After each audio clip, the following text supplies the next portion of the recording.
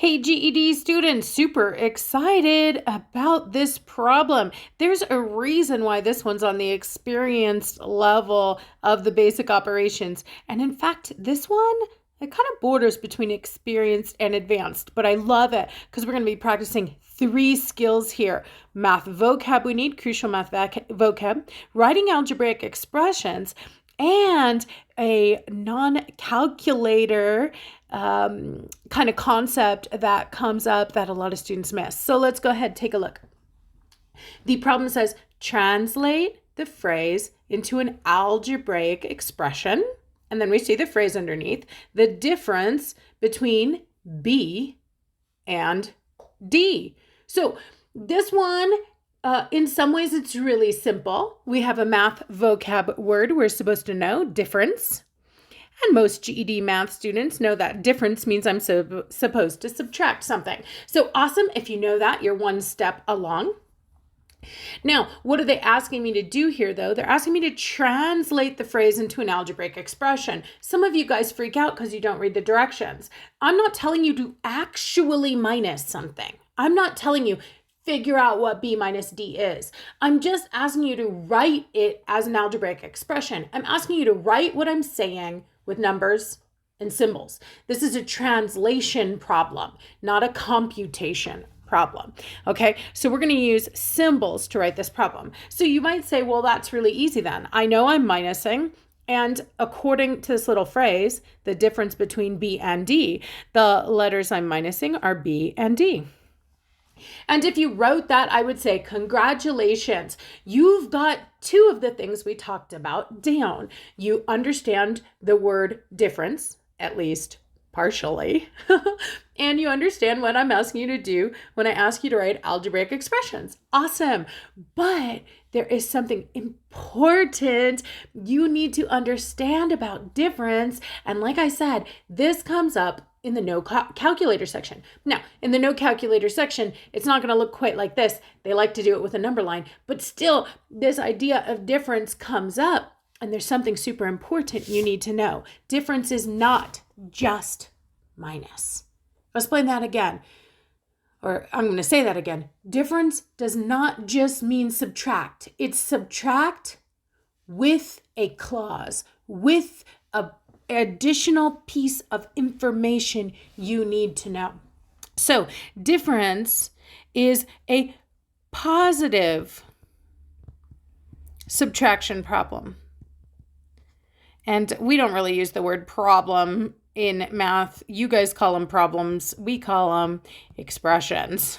So a positive subtraction expression, or its positive answer. Not only does difference mean negative or subtract, it means the answer is positive. Like, for example, if I said, what's the difference between my age and your age? I wouldn't say that the difference between our ages is negative 17 years. That just doesn't even make sense. No matter whose age I talk about first, I would have a positive 17 difference. Now, that being said, we all know that sometimes when you subtract, you do get negative answers. Like, I don't know, if I had $5 in my bank account and I subtracted $37, I'd be in trouble. I spent more than I have. I'd be in the hole. I'd be negative. So sometimes subtraction gives negative answers, but not when I call it difference. Okay, so when I call it difference, yes, I want you to subtract, but I want you to get a positive answer. Now, if I wasn't writing an algebraic expression, if I was writing with numbers, for example, like they told me they want the difference between, 5 and 32. It'd be really easy to guarantee that I have a positive answer. I would just start with, the bigger number, 32, and then I'd subtract the smaller number, 5, and it'd be super simple. But I have a problem here.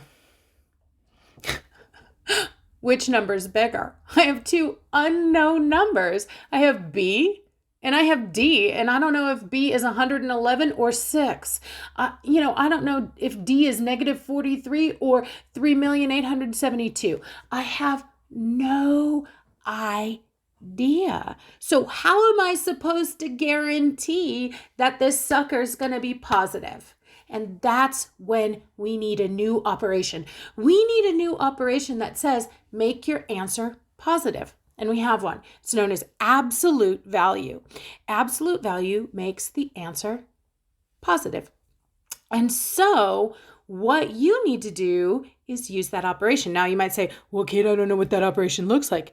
It looks like the straight up and down bars. Now I want this whole thing to be positive. I want to subtract and then make my answer positive. So I'm going to take that whole expression, b minus d, and I'm going to enclose it in absolute value bars. And what does this mean? It means subtract b minus d, and then whatever answer you get, because we work inside to outside in math, so we subtract first, and then the outside says, whatever answer you get, make it positive.